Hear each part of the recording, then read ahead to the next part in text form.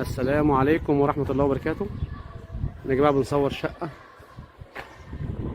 دي العمارة من بره. بسم الله ما شاء الله ولا حول ولا قوة إلا بالله. دي أحسن عمارة أو أنضف عمارة في الشارع. احنا هنا على نهايتها، الآخر دي قرية شهرزاد اللي في الآخر ديت، وبعد كده البحر.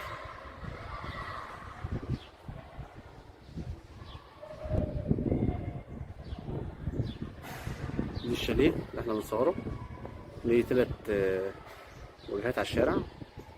العمارة عالية على الأرض، عمارة حديثة جاية في وش فيلا.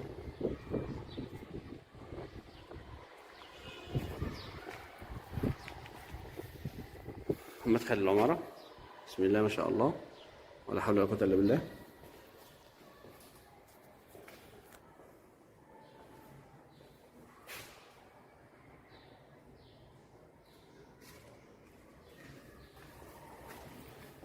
العمارة كاميرات مراقبة في الداخل والخارج.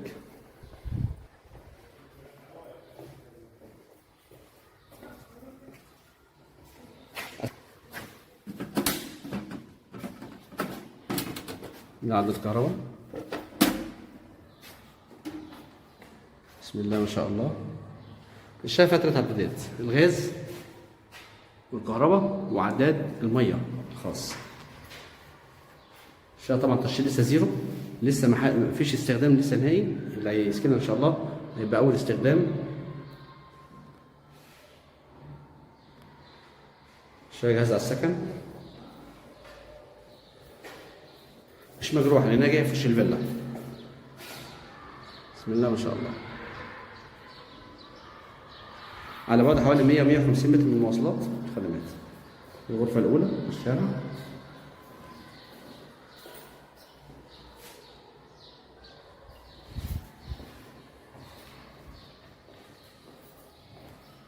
دي الغرفة التانية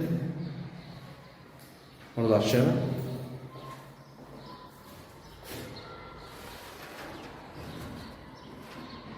مكان هادي، استجمام كويس، وعلى البحر 400 متر المية تقريبا. حمام.